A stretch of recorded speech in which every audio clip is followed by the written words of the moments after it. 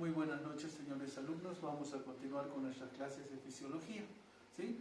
Nos quedamos en los compuestos del núcleo y vamos a ver ahora lo que son los carbohidratos o los hidratos de carbono.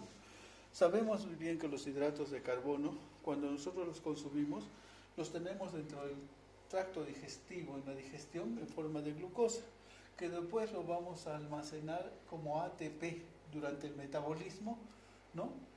Para almacenarlo como forma de glucógeno a nivel del hígado, músculos y sobre más en los músculos, en el hígado, en los músculos y en la masa muscular. El cerebro usa más o menos 120 gramos al día de glucosa. La cantidad de glucosa que nosotros debemos consumir diario es de 160 gramos. Como ustedes saben, el exceso de glucosa nos va a causar una enfermedad que es la diabetes, ¿verdad? La insulina que se produce a nivel del páncreas es la que regula también la producción de glucosa. Muy bien, entonces, como dice en la diapositiva, los hidratos de carbono se encuentran en pequeñas cantidades en las células del cuerpo, más o menos en el 1%, en las células musculares en el 3% y sobre todo se almacenan en forma de glucógeno en el hígado en un 3%. Los hidratos de carbono, al igual que las demás sustancias químicas, se encuentran dispersos y disueltos en los líquidos corporales para ser utilizados inmediatamente en el hígado. Se encuentran en estado de un precursor como es el glucógeno, que es una sustancia insoluble que se va liberando de acuerdo a las necesidades corporales.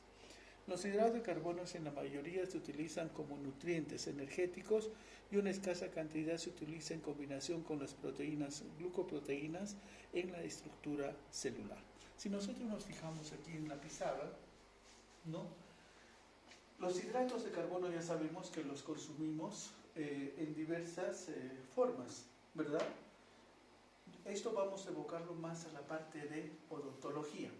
Sabemos muy bien que nosotros cuando comemos, por ejemplo, un fideo, una papa o un dulce, ¿no? En su descomposición más simple, todo esto va a ser un carbohidrato. Por eso es muy importante la higiene bucal 3 veces al día y sobre todo en la noche, ¿sí? ¿Por qué? Porque desde la noche hasta el día siguiente, 6, 7 de la mañana que nos despertamos, esos hidratos de carbono se han descompuesto y con la placa bacteriana, ¿qué nos van a formar? Nos van a formar carbohidratos más fermentables, nos van a formar lactosas, galactosas y los fructanos, ¿no? Estos fructanos se encuentran en los granos de trigo, que con la placa bacteriana nos van a producir ácidos y estos ácidos nos van a causar las caries dentales. Todo depende de la estructura del esmalte. Se ha sido bien conformado ese esmalte, ¿no? Cuando la mamá estaba en las 6 primeras semanas, cuando se forman las piezas dentarias, ha consumido buen calcio, buen flúor, entonces estos carbohidratos no nos van a hacer ningún perjuicio. Pero si esa estructura dentaria está mal constituida, esta madre no consumió calcio, flúor, entonces estos dientes van a ser blandos y basta que no nos lavemos unos 2 o 3 días, ¿para qué? Para que se produzcan ácidos y produzcan caries. También tenemos que las fibras, que es parte de nuestra dieta, ¿no? Son carbohidratos, pero estos carbohidratos no me van a generar glucosa, sino que van a favorecer ¿a qué?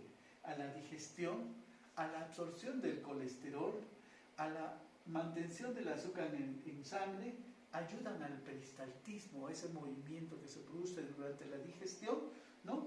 Y para dar mayor volumen a los heces fecales, y evitan con eso ¿qué? El estreñimiento. Muy bien, nos vamos entonces aquí a las diapositivas y pasamos. Ay, Rodrigo.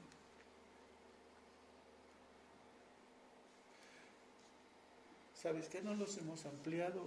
Composición y estructura química del núcleo. Sabemos muy bien que el núcleo es la parte más importante de la célula. Y esta enfermedad que ahora nos está atacando, ¿dónde va a entrar? Va a entrar por la membrana celular, va a atravesar la membrana nuclear y va a llegar justamente al núcleo. ¿Por qué? Porque a él que le interesa el virus, reproducirse, y como no tiene vida propia, entonces tiene que buscar la mitosis de estas células para poderse reproducir. Entonces, El núcleo constituye un elemento o cuerpo de forma y tamaño variable. Predomina la forma esférica que se tiñe con hematoxilina y eosina, situado en el centro de la célula, que cumple las siguientes funciones. Ojo, no siempre el núcleo está en el centro de la célula. Por ejemplo, en las células musculares el núcleo se encuentra en la periferia. ¿Cuáles son las funciones del núcleo? Es un centro de control que contiene grandes cantidades de ADN, o sea, la información genética del individuo. Es decir, son genes teñidos por la cromatina. También otra función, control que se efectúa a través de la producción de moléculas químicas que contienen información. ¿Quiénes van a contener la información? El RNA mensajero, el RNA de transporte y el RNA ribosómico. El RNA, ustedes como saben, ayuda, ¿no?, a la duplicación de la ADN. Control que se efectúa a través de la producción de moléculas químicas que contienen información. También el núcleo, otra de las funciones es a través de sus genes determina las características de las proteínas celulares, tanto estructurales como globulares, ya lo vimos en la anterior clase. A través de los genes se controla la reproducción, o sea, la duplicación de la célula, mediante el proceso de mitosis. En los genes se encuentra el código genético, o sea, la información genética de cada individuo. A través de los genes se controlan las funciones intra- y extracelulares. Componentes del núcleo. Como sabemos, el núcleo que tiene es un carioplasma, o sea, su líquido, denominado también jugo nuclear o nucleoplasma. Es una sustancia acuosa que se presenta en forma de gel durante la interfase. Ustedes saben que en la mitosis la interfase es la fase de reposo, ¿verdad? En la interfase se lo va a observar como si fuera una clara de huevo al carioplasma o al líquido del núcleo. Y en solución durante el proceso de mitosis. Al microscopio se presenta como una zona clara, contiene gran cantidad de ADN. Los gránulos de cromatina, que también son otros componentes que se encuentran dentro del núcleo. Se observa con el microscopio electrónico una serie de corpúsculos de contornos irregulares, variables en forma de tamaño, que son reservas de ADN. Otro componente intranuclear son los nucleolos. Son los elementos o cuerpos de forma esférica o ovoide, generalmente se encuentran dos o más. Se caracterizan por los siguientes aspectos. Ojo, a veces hay dos nucleolos, a veces hay uno. Cuando hay uno, se dividen y uno va a un extremo y el otro al otro extremo, porque gracias a los nucleolos se va a producir el proceso de mitosis. Entonces, esos nucleolos son elementos o cuerpos más grandes, más densos y de contorno más regular que los gránulos de cromatina. Carecen de membrana limitante, o sea, los nucleolos son concentraciones de cromatina. Son una acumulación de RNA y proteínas ácidas y básicas similares al contenido de los ribosomas del citoplasma. Se forma a partir de algunos genes de cromosomas, los cuales, una vez formados, sintetizan RNA, de donde parte de este RNA se acumula en los nucleolos y la mayor parte se transporta a través de la membrana nuclear al citoplasma. Hemos dicho que la membrana nuclear tiene poros, ¿verdad? Va a pasar al citoplasma por estos poros, ¿no?, el RNA, buscando en los ribosomas. ¿Cuál es la función de los nucleolos?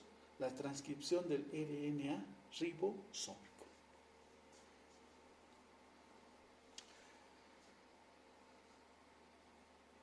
Membrana nuclear. La membrana nuclear, o sea, la envoltura nuclear, denominada también envoltura nuclear, cubierta nuclear, nucleolema, separa el carioplasma del citoplasma, atravesada por milos y orificios, por donde están pasando el resto de ribosomas.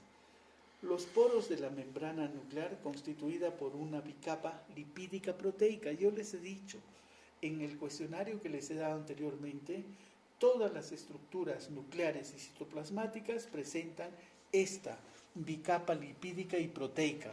presentan una membrana externa relacionada con el citoplasma y una interna en relación con el carioplasma. Entre ambas capas hay un espacio, la cisterna perinuclear, que comunica con el espacio y contenido del retículo endoplásmico. O sea, el retículo endoplásmico está pegado, ¿no?, a la membrana nuclear, donde existen intercambio de sustancias químicas a través de los poros nucleares. Vamos a quedar aquí para avanzar la siguiente clase, el citoplasma o protoplasma, junto con todos los contenidos citoplasmáticos.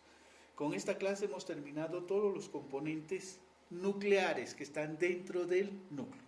Muchas gracias, buenas noches.